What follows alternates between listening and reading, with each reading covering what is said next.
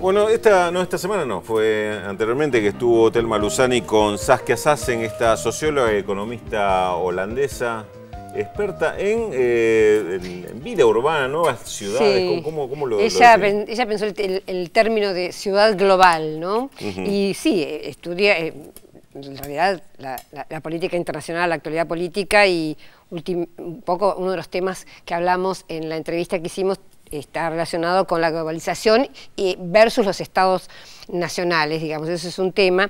Y también, por supuesto, no podía quedar de lado el tema de las protestas en Europa, ¿no? Las protestas juveniles. En general hablamos de las protestas juveniles en todos lados, ¿no? O sea, en Medio Oriente, la diferencia entre las de Medio Oriente, la de Chile, la de Estados Unidos, la de Occupy Wall Street. Es una especialista muy particular, ¿no? Porque sí, hace años que está dedicada al tema de cómo impacta la modernidad sobre la vida urbana, la vida social de estas grandes ciudades. Yo tuve oportunidad de conocerla cuando ella vivía todavía en Buenos Aires, vivió muchos años en Buenos Aires, por eso ustedes van a notar que tiene... Acentito porteño. No tiene acento prácticamente, por lo menos no tiene acento extranjero, nadie diría que es holandesa. Así que vamos a compartir la primera parte de esta entrevista que hizo Thelma con Saskia Sassen, que recordemos, estuvo en Buenos Aires invitada por la Universidad Nacional de San Martín dentro del programa Lectura Mundi, que está desarrollando esta institución. Veamos la primera parte de la entrevista.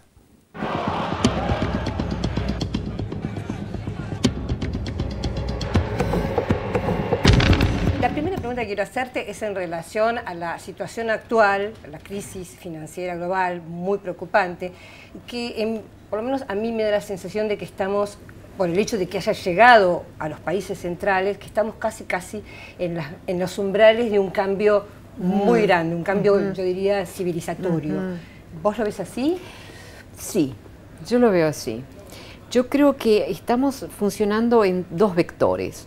Uno es una historia vieja, que la sentimos como en un momento agudo, digamos, ¿no es cierto? O sea, es más crisis, más desigualdad, más pobreza, más gobiernos que se van a la bancarrota, más de todo. Por otro lado, creo que hay una especie como, en mi imaginación, son dinámicas subterráneas que se están manifestando, pero que nosotros todavía, nuestra capacidad para entender lo que está pasando, las categorías que usamos para darle significado son las viejas. China es China, Estados Unidos es Estados Unidos, y para darte más ejemplo. Pero al mismo tiempo hay cosas que comparten, no importa sus diferencias. Por ejemplo, ciertas dinámicas del mundo de las finanzas, maximización de la renta. No importa cuán diferentes las ideologías y los políticos y los sistemas políticos. Entonces, a mí me parece, una manera de verlo es que estas formaciones que reconocemos, China y Estados Unidos, también son anfitrionas de estas nuevas lógicas. Pero también creo que un cambio radical no implica que todo lo de lo familiar vaya a irse. Por ejemplo, el Estado Nacional está pasando por una nueva etapa. Una etapa que comienza, como vos decías, son los años 80 con la globalización, los años 90, pero ahora hay otra etapa, que es, en mi lectura otra vez, digamos, que el Poder Ejecutivo tiene un pie firmemente plantado en circuitos globales. No es el viejo ejecutivo que representa lo nacional simplemente, no, la globalización está adentro de la banca central, del Ministerio de Finanzas, del Poder Ejecutivo. El legislativo es más doméstico, digamos, ¿no? Más nacional, digamos. Entonces, muchos de los... Y por eso es tan difícil entender qué es lo que está pasando. Y llamarlo globalización no es suficiente. A mí me gusta otra vez decir, usando esa imagen que usé antes, el Estado Nacional en estos últimos 20 años se vuelve anfitrión de lo global. Porque en realidad los presidentes y los primer ministros, ellos fueron parte del contrato de este neoliberalismo. Y en América Latina no son simplemente víctimas. O sea, yo no creo que sean simplemente víctimas. Entonces hay una yo creo que hay una condición estructural que el Poder Ejecutivo comparte con algunos de los grandes actores globales, que por ahí el legislativo no comparte, ¿sabes? Entonces el legislativo es mucho más todavía representativo de lo que es la situación para la mayoría de la gente de un país. El Poder Ejecutivo se ha vuelto y se ha privatizado más. O sea, uno pensaría que el gobierno no se puede privatizar, sí, el Poder Ejecutivo, porque más y más todo es secreto, ¿no? Y te quería, en relación al tema de la crisis, también te quería preguntar sobre estas manifestaciones que se dan cada vez con más frecuencia. No es que sean nuevas las manifestaciones en las calles y en las plazas. Exactamente, no son nuevas. Es decir, hemos visto un crecimiento, diría yo, de esta manifestación. Sí. ¿Cómo lo analizás? Yo creo que en el caso, para mencionar el ejemplo más familiar, de Londres y de París, ¿no? Esas manifestaciones en la banlieue, en los suburbios, en realidad esas yo creo que son grupos de población que no logran estar presentes, digamos, hacia el poder, hacia la sociedad general, que tienen sus reclamaciones pero nadie las oye. Entonces la violencia urbana, que es una violencia de destruir coches, negocios, no es de robar, no es tanto de eso, ¿no? Es un acto de comunicación, es un acto de decir, te estoy hablando, poder, te estoy hablando, escúchame. ¿Cuándo me vas a escuchar? Los riots en Londres eran algo distinto. Eso ya es una formación un poco interesante, una práctica, se vuelve una práctica de una cultura dominante. Yo también quiero tener el computer. Ustedes me están bombardeando aquí con publicidad de, compren esto. Yo también lo quiero, pero yo no tengo dinero porque vos no me das empleo o lo que fuere. Los movimientos del Tahrir, de Tel Aviv, etcétera, esos son movimientos iniciados por jóvenes de clase media. Y lo interesante, ahí agarrás algo de lo global, ¿no es cierto? De la globalización que hemos visto en los últimos 20 años, que aquí hay estructuras profundas que se han manifestado de maneras particulares, bajo sus propias especificidades, en muchos lugares distintos. Y un elemento de eso es que esta generación de hijos e hijas de la clase media, cumplió con todo lo que debía que cumplir, pero el sistema le está fallando. Ahí está. El Estado liberal de hoy en día, el Estado, no digo el Estado neoliberal, digo el Estado liberal que viene ya en todo el siglo XX un poco, ¿no es cierto? Es en realidad, lanza un contrato social que es un contrato social de clase media. Los grandes beneficiadores fueron la clase media, y yo digo que bien, no. Entonces, esto se rompe, y esta ruptura empieza hace 20 años. Ahora se manifiesta de maneras brutales, o sea, maneras elementales que son además brutales, ¿no es cierto? Entonces eso ya es otra cosa, realmente, y yo creo que nos está marcando también los límites de un cierto tipo de Estado liberal.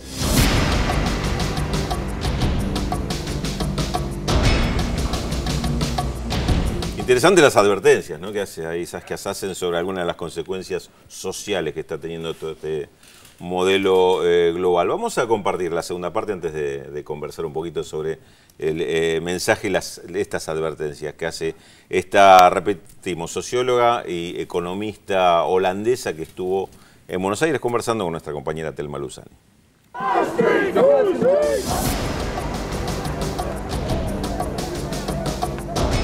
Hay una consigna extraordinaria que sacaron de Occupy Wall Street, que era somos el 99%.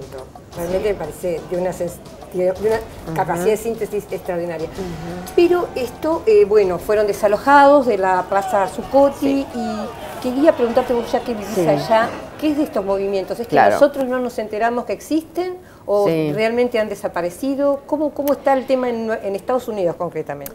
Yo creo que lo que hace interesante y lo que le da vida larga a este proyecto es justamente que no hay liderazgo, que no hay plan, que no hay un proyecto de agarrar el poder. Es un proyecto en realidad mucho más radical, que es cambiar las estructuras del poder, cambiar cómo distribuimos nuestras riquezas y nuestras capacidades, etc. Entonces, eso hay que tomarlo en cuenta. Entonces, para mí uno de los resultados del Occupy es de poder de poder haber incluido a toda una serie de gentes que nunca fueron a ningún Occupy evento. Que no se movilizaban. Que no se movilizaban para nada, pero que por ahí empezaron a, especialmente en el contexto de Estados Unidos, te doy ahora un ejemplo concreto de Estados Unidos, que los elementos cambian de acuerdo a la cultura, digamos. En Estados Unidos, a un cierto punto, hacen una encuesta, y es la primera vez en la historia de encuestas de Estados Unidos que tenés este resultado. El 70% de los que contestan la respuesta, que yo tampoco sé quiénes contestan una encuesta grande, importante, sí. Gallup, algo así, dicen sí. Hay demasiada desigualdad en este país que en Estados Unidos es el equivalente de una revolución, porque ahí hay un miedo de la palabra desigualdad mismo. Entonces yo digo que el Occupy generó un espacio semántico dentro del cual se podían lanzar ciertas discusiones. Los indignados lo hacen de una manera mucho más radical que en Estados Unidos, sí. ¿Sabes? Entonces eso en Tel Aviv también, es mucho más duro, que en Estados Unidos no fue tan duro. Ahora el Occupy Movement está tratando de proteger que la gente, o sea, es tanto simbólico como hacer apoyo y comunicar a un público más amplio. En Nueva York ha sido muy exitoso esto. Han logrado que no vengan los bancos a echarlos. Esto es un punto de intervención para los Occupy, que ellos entonces traen visibilidad, porque además los americanos tienen una especie de vergüenza con todo esto, la vergüenza del fracaso, digamos, ¿no? Entonces ellos dan visibilidad, pero también protegen objetivamente, y los bancos han debido reconocer esto. La segunda táctica es sacar el dinero de los grandes bancos. El 70% del consumer banking, o sea, nosotros los individuos, digamos, ¿no?, está en manos de las grandes bancas. No hay ninguna necesidad para eso. Y recuperar los pequeños bancos de pequeñas localidades, digamos, ¿no? Pero hay que diferenciar la banca de la finanza. Yo siempre digo, la banca tradicional vende algo que tiene dinero, claro, a una tasa de interés razonable o no razonable. La firma financiera vende algo que no tiene, y en eso está su peligro. Inventa lógicas, invade otros sectores, o sea, es muy distinto. Vos antes habías hablado de la compra de tierras y ponías el ejemplo de China, creo que también Corea del Sur ha comprado, yo había anotado el JP Morgan que compró 40.000 hectáreas en Ucrania, y he leído algo que me interesó mucho, que habías escrito vos sobre los recursos naturales, y decías que era de vital importancia en la actual reestructuración del sistema económico global. Los principales compradores de tierra en el África subsahara son hedge funds. O sea, eso no tiene nada que ver con recursos naturales por sí mismo. Esto es justamente lo que yo decía de la finanza. La finanza, para generar su plusvalía, tiene que invadir otros sectores. Entonces han invadido las pensiones, ¿no? ¿Cómo se dicen? Las pensiones sí, de los trabajadores. Fondos, exacto. Sí, toda una serie de cosas que han invadido. Financieros. Ahora, dada la alza de precios de todo lo que son recursos naturales, están comprando tierra a nivel especulativo. O sea, no por los recursos naturales ellos mismos, pero porque los recursos naturales están alzando en precio y hay mucha demanda. O sea, hay que diferenciar ahí, ¿no es cierto? Entonces, eso es un tema. El otro tema es, que se ha mencionado mucho, es la alza en los precios de la comida, ¿no es cierto? Bueno, eso es en parte una función de los monopolios que están dominando la comida, ¿no? En vez de tener muchos pequeños cultivadores, etc. Entonces ahí están, si los precios de la comida suben en 300% en un periodo de 2 años, los especuladores, las finanzas, dicen, esto vale la pena invertir en esto, ¿no? Entonces hay que entender que hay dos dinámicas que se juntan. Una es la gran demanda por recursos, que sea comida, sea lo que fuere, y la otra es este actor cuya huella es tan difícil de trazar. Esas son esas dinámicas subterráneas que se manifiestan y nosotros no tenemos las categorías para darle significado distinto, ¿no? Entonces, por eso mi proceso de expulsiones es eso, es que algo está pasando y no logramos. Entonces yo me quiero fijar en esas dinámicas subterráneas que cortan a través de todas las divisiones que tenemos. O sea, la compra de tierras es una, que vienen ahí, compran extensiones. Estas son prácticas materiales que están haciendo historias nuevas y no tenemos el lenguaje para contar eso. Entonces decimos, son los que no pudieron pagar sus hipotecas. Por eso perdieron la casa. No. Entonces, ¿cómo hace uno para empezar a comunicar? Y este ejemplo de las hipotecas es uno, pero hay como 15 que yo te podría, que no hay tiempo, lo sé, no te preocupes. 15 que te podría contar. Y donde nosotros perdemos la huella de cómo el actor financiero o algún otro actor, no son solamente los financieros, Entonces, por eso terminamos cayendo, es como una cosa regresiva, caemos en explicaciones familiares. Yo creo que perdemos la huella del cambio porque somos prisioneros de categorías viejas. Bueno, el desafío también lanzado por los analistas y los que tratamos de seguir estas cosas, ¿no? Perdemos la huella del cambio porque no llegamos a detectar todo esto que pasa. Yo me quedé con gran ganas de conocer esos otros 15 ejemplos que te decía que existían más allá de la burbuja inmobiliaria, porque si tienen el peso y las consecuencias que tuvo la burbuja inmobiliaria, creo que hay que prestarle atención, ¿no? Claro. Hay varios aspectos, digamos, que de lo que plantea Saskia Sassen que son interesantes para tratar de sacar alguna conclusión o por lo menos para encender esas lucecitas. Uno, esto que ella decía, creo que fue en la primera parte de la entrevista que pasamos, esto de la ruptura del contrato social entre los estados liberales, no los neoliberales, sino los liberales que nacen prácticamente con los inicios del siglo XX y esas clases medias que resultaron las favorecidas de ese nuevo Estado. Y hoy esto de alguna forma es lo que irrumpe también en la protesta social, en la salida a la calle de sectores que no necesariamente buscan tomar el poder, sino cuestionar las estructuras del poder. Te hago una pequeña aclaración. Ella lo que dice es que en ese contrato anterior, el contrato estaba dado por el consumo. O sea, claro. Si ustedes sostienen este tipo de sistema, van a consumir y van a vivir bien. Ese contrato es el que se rompió. Hoy ya la clase media no puede vivir bien, los hijos no pueden vivir mejor que sus padres, que era digamos, la consigna del antiguo pacto, ¿no? Tal cual, tal cual. Bueno, y esto es lo que abre un escenario evidentemente diferente, un escenario donde lo que no es tan previsible es cómo continúa esto, hacia dónde marcha toda esta ruptura tan importante entre una clase social que fue sostén de ese modelo. Y hoy los pacto jóvenes... en Europa fue muy importante, porque efectivamente durante el fin del estado de bienestar, algunas décadas se decía, nuestros hijos van a vivir mucho mejor que nosotros.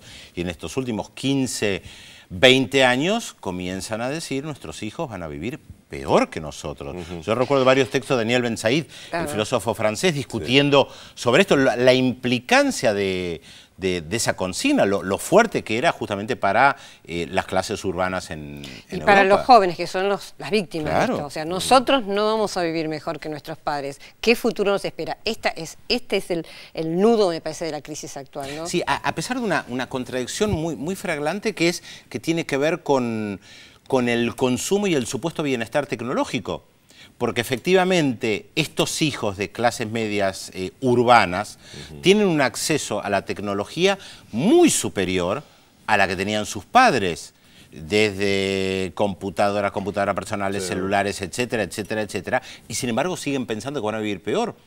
Cuando el discurso del bienestar está asociado al consumo, supuestamente deberían estar contentos porque tienen mucho más consumo que sus padres, y sin embargo piensan que van a vivir peor. Pero esa es parte de la falsa, digamos, de la falsa ilusión de hoy, porque en realidad podrás tener computadora y celular, etcétera, pero no tenés posibilidades de salud, porque tenés que pagar una obra social carísimo, no tenés posibilidades de trabajo, no tenés posibilidades de estudiar porque te hacen pagar la universidad, es decir, las cosas básicas no las tenés, podrás tener celulares, pero... O terminás la universidad y terminás desempleado, o terminás recibiendo, como en el caso de España que estábamos viendo, un subsidio de desempleo, un subsidio por mucho tiempo porque terminaste la universidad pero no tenés acceso a nada. De todas formas, me parece otro de los datos centrales o destacados de la visión de Saskia Sassen es que está analizando todo este mismo conflicto que estamos siguiendo, analizando, informándonos, tratando de leer sobre el mismo, pero desde otro punto de vista. Lo está haciendo desde lo que está pasando con, como ella llama, esas corrientes subterráneas que se dan entre culturas que están emergiendo con este tipo de respuestas como las que se ven en Europa, en Estados Unidos, en Latinoamérica también con otras características, pero evidentemente está algo se está moviendo y mucho en ese otro actor que muchas veces aparece oculto, que es el actor social que también responde a esta crisis entre los factores de poder, ¿no? Sí, también el reconocimiento de una teórica, una socióloga en este caso, que nuestras viejas categorías nos impiden analizar nuevos fenómenos porque tenemos que ir cambiando, Exacto. tenemos que ver cómo los analizamos. Muchísimas veces en nuestro programa hemos dicho, hay nuevos fenómenos y hay dificultades para poder interpretarlos y las viejas categorías, especialmente las de un marxismo muy dogmático que viene del siglo XIX, que no se pueden aplicar hoy y que tienen seria dificultad para poder comprender estos nuevos fenómenos. Estaba pensando, cuando ella planteaba lo de las viejas categorías más radicales, como en el caso de España, con esto del 15M, los llamados indignados. Está convocada una gran movilización para el 25 de septiembre en España, una gran jornada de protesta. Ahora la pregunta es, ¿y después qué? ¿Convocatoria a elecciones? Lo que está diciendo Saskia Sassen es que en realidad se está buscando algo mucho más radical. Sí. Que va a caer Rajoy para convocar elecciones y que gane otra vez el PSOE. ¿No es esto lo que buscan los que han salido por millones a las calles? No, ella, en realidad, cuando hablamos de Occupy Wall Street, que es cuando ella habla de este movimiento más radical, ella dice que se volvió al indoors, o sea, que volvió hacia adentro este movimiento. Yo, en realidad, no acuerdo tanto con ella, pero bueno, sería tema de otro debate, el hecho de que sin liderazgo, sin intenciones de tomar el poder, etcétera, se puede avanzar. Ella dice que es una propuesta más radical, yo creo que es discutible. Es un gran pero debate. Un gran debate. Lo que sí quería comentarles brevemente dos cosas, es que por un lado, inquietante lo que dice del tema de cómo los ejecutivos están tomados por estas lógicas globalizadoras. Un tema realmente que da una cosa de miedito. Y lo otro es que, bueno, no salió, pues no podía salir toda la entrevista, lógicamente, pero ella hizo un reconocimiento muy interesante de cómo a América Latina o América del Sur específicamente, un poco a la vanguardia y en los cambios de este sistema neoliberal, volviendo un poco a buscar un Estado que interviene, ¿no?